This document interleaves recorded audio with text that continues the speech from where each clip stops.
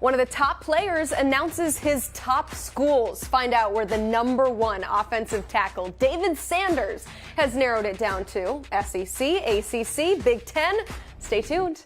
Plus, quarterback KJ Lacey commits to Texas knowing full well Arch Manning is next in line. He joins the show to tell us why he's ready for the competition. And speaking of competition, 7-on-7 tournaments have had a little too much of it off the field. Smoke Dixon helps us fix the issue in the latest edition of Free Game Monday. Also, some NFL Combine takeaways and so much more as the college football recruiting show starts right now.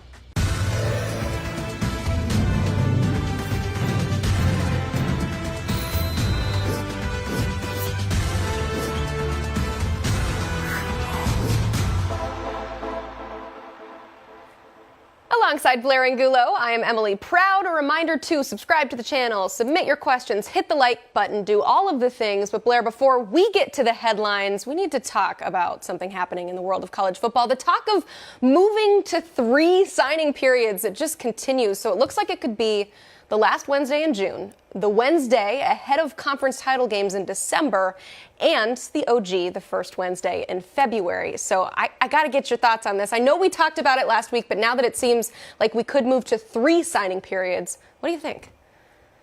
The process is ever evolving. I think recruits are going to have to jot all this down to figure out when they can make a decision. It's going to be really interesting because the 2026 class would be the first one affected by this change. They're going to have to navigate. They're going to have to know when to take officials. They're going to have to know when they might be able to come off the board. I think there's a lot of positives, but I think there's some negatives. The positives, the recruits can make their decision and get it over with, right, if they do end up deciding there at the end of June.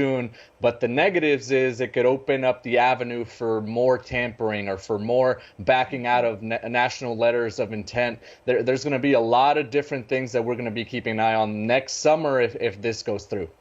Yeah, I just think of June as a time when a lot of these guys are making their commitments. So now it won't just be picking up hats, they'll be picking up pens as well, too, which will just add to the drama. Speaking of drama, we got a lot to talk about in the world of recruiting, starting with 2025 offensive tackle David Sanders announcing his top schools. The #2 player in the class has narrowed it down to Alabama, Clemson, Georgia, Ohio State, South Carolina, and Tennessee. Blair, if there is a favorite here, who is it? If there was a slight favorite, Emily, we'd have to say it's Clemson, right? David Sanders has said in the past that it's a childhood favorite team. And remember, he was the first prospect Dabo Swinney offered in the 2026 class. We know Dabo doesn't throw out offers very often, so that was very significant. Official visits will be huge for David Sanders, and it does sound like it's a tight battle between all 6 contenders. Everything is huge for David Sanders. Let's go to the top player in California. He has announced his commitment date. That's quarterback Husan Longstreet will make his decision on April 14th. He has a top 8. We do not have time to run through all of them, but who are some that we should keep an eye on for one of the top quarterbacks in the 2025 class? Texas A&M has gotten a pair of predictions in the 24/7 Sports crystal ball, and the Aggies hold a lot of buzz. Longstreet will visit College Station later this month, but he's also going to make a nearby stop at UCLA to meet with new offensive coordinator Eric Bieniemy. He has additional plans to get to Auburn and Ole Miss before he's ready to pick a hat from the table. All right, elsewhere in the top 247, defensive lineman Ethan Utley has a commitment date. The Nashville product will pick his school on March 28th. Programs who should be on alert for his services are Michigan, Oklahoma State, Syracuse, Tennessee, and Texas. But tell us, what level of prospect are these schools fighting for? A phenomenal athlete who also competes in basketball and several track and field events. That's what you like to hear regarding premier offensive line and defensive line prospects like Ethan Utley. He's light on his feet, he moves well laterally in pursuit, and he'll make one of these fan bases very happy. While everyone's paying attention to the Combine and college pro days, IMG Academy held their pro day late last week, and we named 4-star linebacker Nathaniel Owusu-Boateng the alpha dog of the event. He is the #8 linebacker in our rankings, number 51 overall. Blair, give us more. What kind of player is he? I mean, look at some of those clips. He's twitchy, explosive, agile, whatever describer you want to use to describe Nathaniel Owusu Boateng. He's got incredible bursts. He's fluid. We know IMG Academy is loaded with elite playmakers, and he's certainly one of the ones that is at top that list. All right, Blair, you were at the OT7 Golden Ticket tournament in Santa Clarita over the weekend. So what were your biggest takeaways?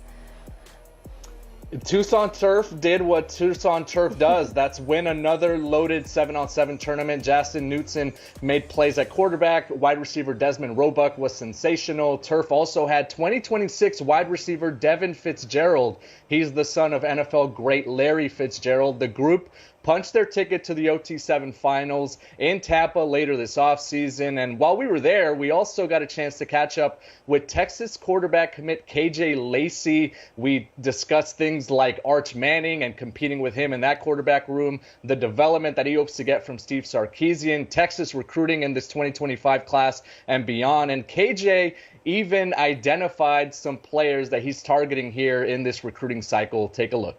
When I committed, I kind of felt what was going on in Texas. The vibe, everything was just, the momentum was getting ready. Getting all the really good players, receivers, everybody was stepping up and came into the season. They did what they did, had a really good season. This next year should be more the same, the SEC this year. And, all of us that are committed right now, there's 5 players ready to get there. Obviously going in, learning from Coach Sark, first of all, that's the main thing. And then competing with Arch, whoever's in the quarterback room at the time. Getting better with that, competing with everybody, just getting better all around. And, best man's going to win the job. Just his whole, quarterback resume. When he did Alabama, USC, way before even, I already knew about all that. Kind of learned about it as I met him. But just all around, just how he is as a person. He knows the game down to a T. Obviously knows quarterbacks and offense down to a T, if you can't tell. But, just being around that great offensive staff and having fun with we're ready to get some people to flip over. Some of that committed to other schools, and obviously get the people that aren't committed yet, that are sitting there kind of pushing on to it, ready to commit. And after these, next June, I think it's spring practice, but after these go past, we get a couple of Decoria Moore, Marcus Harris, Jordan, Davis. Want to get Big Byron out there in Texas, O-line. Start that O-line really good. I feel like that'll be a really good start point right there. And then obviously, we got some guys on defense. I'm not really too much into the defense on that, but there's some people out there that I want. But that's pretty much where we are right now. You took some visits to Auburn, and obviously you committed, but some schools don't stop recruiting you. I mean, who's still recruiting you? Who's still trying to push you? Really just Auburn, Ole Miss, Oregon probably be the main ones, but I'm locked into Texas.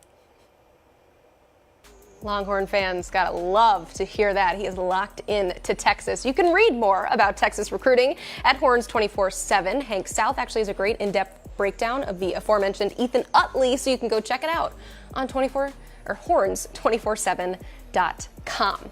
It is time for some Free Game Monday with Smoke Dixon. It's a segment where we break down a recruiting topic in depth, give you the real story. Today the focus is on 7-on-7 tournaments, most recently in the spotlight with the Cam Newton incident. He said this on his podcast, quote, "To every single high school player, to every single person I've influenced, to every single athlete, use my situation to understand that in one moment, in one decision, your life can change. Just like that. I let my emotions get the best of me, and it should not have been called for. Simple." All right, let's bring in our analyst to talk a little bit more about this. Smoke Dixon here with us now. I'll start with you. This got a lot of attention because, of course, it involved Cam Newton, but it's not an isolated incident at these events. How did we get to a place where these events become contentious at times? I think it all started when you started evaluating the high school head coach and started moving to the trainers and the 7-on-7 coaches, where they aren't teaching, and not all of them, but most of them aren't teaching discipline, respect that you should have for your elders, and for a superstar like Cam Newton. So the fact that we are now moving in that direction, not giving an emphasis on high school coaches and going to 7-on-7 coaches having more value to the prospects, that's what's leading to this murky situation of total disrespecting our superheroes in our communities. I think that's a really good point, Smoke. Obviously, I think the authority has to be maybe more respected, right? The head coach at high school, but also there's no real respect between 7-on-7 coaches. I think, I'm at those every weekend, it seems like, during the offseason, and there's always an argument, maybe a couple scuffles here and there because there's a disagreement, and it turns contentious really, really quick. The other thing I think has affected things is the virality of these events. Everyone is on social media, on TikTok, on Instagram, on whatever we want to call it, and they want to go viral, and they want to make a play, or they want to do something that's going to get a lot of views, a lot of likes, a lot of cause a stir in a sense. And I think that's also affected the way some of these players, some of these coaches react, and how they're able to act in these platforms, which is unfortunate. Yeah, Blair, I want to follow up on something that you just said, not just that it's contentious, but it turns contentious very quickly. When I think of these 7-on-7 tournaments, it's fun, right? It's when you get together, you play kind of what's supposed to be stress-free football away from your high school team. So why has this become such a high-stress and high-strung environment as of late? Yeah, it turned into a competitive setting where you were able to match up against another player from maybe another region. And now it turns into maybe you feeling embarrassed or disrespected because you lost a rep, or because someone caught a ball on you and they danced, or the other team celebrated. It just turns into that, where it becomes personal when it shouldn't be. It should be you versus you, or you versus the guy across you, and playing and just trying to make a play. And I think that's where the core of it is. It's that it's a competitive environment. I think the competitive juices are usually flowing, and when there's cameras around, when there's people hooting and hollering, and there's a lot of noise, I think it just kind of raises the anxiety for some of these players, and I think that's why it turns into some of that bad look that we've seen in recent weeks.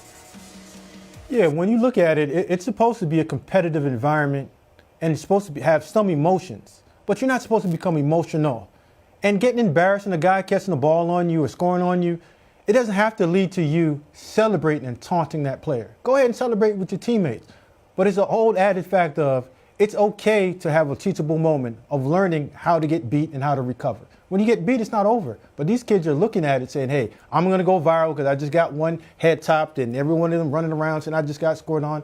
But at the end of the day, just look at it as saying it's a teachable moment. If I got scored on, it's okay. I'm going to learn how to not get scored on the next time. And if a guy celebrates on me, that's a part of it. You're going to have millions of people watching and judging you and moving forward. Blair talked about all the cameras out and everybody wanting to watch. Smoke, from your experience watching these 7-on-7 tournaments evolve, how much more importance is placed on these events compared to maybe what you do in high school or some of the camps that you go to? Well, it's a part of the process. And with 7-on-7 and what's going on, it's allowing a lot of these players to get better. Because as a skilled player, the way that you get better is having more reps. And you're having high school players come in college to having a real good impact on the collegiate game. Collegiate players having the ability to have an impact professionally. So it's a great process, and it's a great tool that you can use. But it's not the end all and be all. And we all have to understand that winning a 7-on-7 tournament is not going to get you a scholarship, and it's not going to make you millions. It's going to give you an opportunity to get a scholarship and an ability to get evaluated at a higher level, but it's not the end all and be all. Smoke, I tell recruits all the time that no one remembers who won so-and-so 7-on-7 tournament. Like, I've been to probably 8 already this year, and I don't even remember who won those, because we're there to see who is competing, and we want to see certain traits, right? It's just one line on the resume for some of these players, some of these prospects. I've mentioned this on the show before. My favorite part of 7-on-7 is evaluating the quarterbacks and being able to stand behind them, scanning the field while they're trying to make a decision, and knowing, okay, this is where he could have gone with the football, or hey, this is the adjustment he just made, or oh, he just made a throw into double coverage, he missed the guy on the right side, maybe on the next play he'll try to exploit that. Those are the learning things that I pick up on at 7-on-7 tournaments, and there are things that you don't see on film, how a player reacts to failure. how he's being able to lead some of his other team members, how he's responding to coaching. Those are all things that we don't get to see in these 7-8 minute highlight films where it's only good plays. I think 7-on-7 is super valuable in that sense, and it's something that I think should continue to be stressed, that it's only about competition and getting some work in the offseason. Blair, I got a quick story for you. 2 years ago, we have one of the better players in the area in Maryland on a visit, and his 7-on-7 coach tells his head coach that the kid needs to leave the visit on a Saturday so he can play in a 7-on-7 tournament. Gladfully, the parents was on board with the process of getting recruited and getting to your home instead of worrying about bringing home a trophy or getting head top or having the best look out there on the 7-on-7 tournament, and understanding the true value of going through the process and understanding that 7-on-7 is not the only process. It's just a day for a youth coach or one of the guys in the community to be number one and win that trophy. Yeah, it's about showing that competitiveness. I've always looked at it as a chance for you to stack up and see how you rate against other players in the region. Sure, you're going to play against some guys that maybe you already know, that you recognize, that are from your own neighborhood or from your own league. But once you get into some of these national tournaments and you see another player that is maybe ranked ahead of you or has more stars than you, I think it raises the level of competition. And that's something that I really like to see. I like to be able to gauge and measure the player from Louisiana with the player that we love in California, or the quarterback from Texas, to see how he's able to go through his progressions based on what we just saw from the quarterback from Florida. You know, it's a measuring stick. It's a tool for you to go out there and compete. But I keep stressing this. It shouldn't be the most important thing. And unfortunately, sometimes the youth coaches, some of the coaches that are associated with this, some parents, they feel like this is the Super Bowl. Yeah, I'm glad you brought it back to that, because I think it was important to lay out what these events are like and the competitive environment and just the vibe of being at one of these events. But ultimately, how we started this segment is talking about some of these highly contentious moments that have been caught on camera and spread around social media, and just not even the ones that have been caught on camera. I know, Blair, that you've seen them up close and personal and going to these events. And I mean, it sounds cheesy, but team sports are supposed to teach kids to be part of a team and to be disciplined. But Smoke, if the adults are not setting a good example, how does that trickle down to what we see from the players? Well, the adults probably are the worst ones, because they're living vicariously through their kids. And we're not having that young person understanding what accountability is and what discipline is and what it is to be a true team player, and putting the team in front of yourself instead of putting yourself in front of the team. It's not the fact that you catch a ball and celebrate. It's the fact that you just caught the ball to help your team advance or score, get a first down or a takeaway from it. And I think that's what we're missing from the whole team aspect. Winning is not you having personal success. It's your team having that win at the end of the day. The OT7 Golden Ticket event wasn't the only one that I made it out to in Southern California this past weekend. There was also the Shock Doctor. I drove down from Santa Clarita down to Orange County to meet up with our good friends Greg Biggins and Brandon Huffman, who were in town to cover it. But there was a 20-minute delay in one game because there were parents that had gone on from the sideline to dispute a call, and they were trying to figure out the score. Long story short, this tournament was supposed to end at 3, and the clock is hitting 3:25, 3:30, and the championship game hasn't even started. And that's because of those delays. It's the arguments. It's the bashing of the officials, who, by the way, are just there trying to help on a weekend, coaching or officiating a 7-on-7 tournament. So, yeah, I think I understand, obviously, that the parents invest a lot of money to travel to some of these events and to obviously outfit their players and all that comes with it, but it shouldn't come to what it comes to at times. Blair, we all are direct reflections of our leadership. And as we look at it right now, the leadership that these young people are getting aren't truly from what we would call coaches. They're just young people within those communities, or young parents that haven't figured out that it's okay not to be your child's friend, but it's okay for you to discipline. Discipline is part of that learning process and that maturation of becoming a young man. Okay, so I want to know, how do we fix this issue? How do we get back to the development and the football, which is what this was intended to be? Smoke, give us your solution first. Well, First and foremost, we all have to understand that you can't live vicariously through your own child. Like, they're going to have their opportunities in life. You just have to direct them and give them some added needed tough love along the way. Two, like the adults, we have to figure out that the examples that we're leading out there for these young people, that's what they're picking up on. And if we don't put ourselves in a better situation, this whole entire thing is going to keep continuing going downhill. And third and last, and the utmost understanding, we have to give back the value and the respect to the high school coaches through recruiting, through the 7-on-7 coaches, to the trainers. I remember back in the day, you couldn't touch a high school player unless you went through the high school coach. Now you totally avoid the high school coach and go directly to the parents, and the parents aren't even listening to the high school coaches anymore because they feel like the high school coach can't get them the bag, can't get them the swag, or can't get them in front of a proper college coach to get evaluated. Yeah, the structure, I think, is all jumbled up, right? It's not what it used to be. There's so many different avenues now for these prospects to be seen, and that obviously leads into prospects maybe playing for a team that, you know, there's no real association. There was a player, I'm not going to name him, but he's played for 4 different 7-on-7 teams this offseason. We joke that he's collecting these jerseys every weekend just to kind of, you know, sprinkle them in. But I think one way to fix it is to start ejecting people from the venue and, you know, maybe throwing flags for unsportsmanlike conduct or getting people off the sideline or not restarting an event or a game until those people are gone. Because once they start doing that, once they start enforcing the rules, it hopefully dissuades others from being unruly or from, you know, disrupting the service and disrupting the event. So I think officials need to be a little bit better on condoning all that stuff and making sure that everyone's gone when they need to be gone.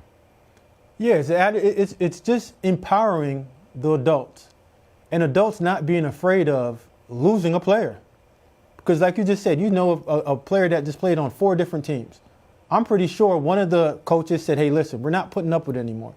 But there's always a coach that says, hey, you know what? It's okay for me to help that kid out. I can fix him. But at the end of the day, we just have to put in the discipline and accountability and make sure that our players are out there understanding that it's not about the taunting and the celebration. It's about the life lessons. Everyone's not going to the NFL, but everybody's supposed to be a responsible adult when they get to that particular age. I love it. Okay, that's the end of that segment. But Smoke, while you're here, we know that we love to hear your expertise from the Maryland general manager side of things. But as a former member of an NFL front office, what stood out to you about this year's Combine? Man, oh man, there's a few things that stood out to me. I got 3 things. Well, you know what? I'm gonna give you 4 things since I got a little bit of time. All right. First and foremost, we just finished talking about the 7-on-7. The skilled players, the receivers and the DBs in this year's draft is loaded. You're going to be able to get a first-round talent, maybe early in the 3rd round, and be happy with it. The offensive line class is deep. For someone protecting the quarterback, and I'm going to talk about the quarterback next, you have a bunch of big athletic men out there that are mean, nasty, sweet feet, and can play day one, start, and go through 2 contracts. That's putting you at 8 to 10 years. And last but not, and my third thing is this quarterback position. This is the best draft class since the 2020 class that had Burrow, Herbert, Hurst, Tua, and Love. This class, you got Caleb, Drake May, JJ, Michael Penix, Bo Nix. All of those guys can throw the football and can go in and start day one. And fourth, not last, everyone wanted to point out that Caleb, Harrison, Drake May didn't perform, and Jaden Daniels didn't perform. That's not new. Most of the time we go to the Combine, we know that we're going to have to show up on Pro Day anyway to get the top prospects to play. So it's not a big thing. Just go out there and do your job on their Pro Days. These athletes are finding out that they have power, and they don't need to show up everywhere and do every single drill that the scouts are asking them to do. It's true. Plus, we were all treated to getting to watch Joe Milton throw the football, which is always a fun experience for people who haven't seen it yet. That guy has quite the arm. But yeah, it was a great weekend. We're going to have a little bit more analysis from Cooper Petagna in just a bit, but I want to say goodbye to you. And thank you, Smoke, as always, for coming on for some Free Game Monday. If you miss any episodes, you can check out previous on the 24/7 Sports YouTube channel. Also, make sure you are subscribed so you don't miss a thing. Here is Cooper Petagna with his thoughts from the Combine.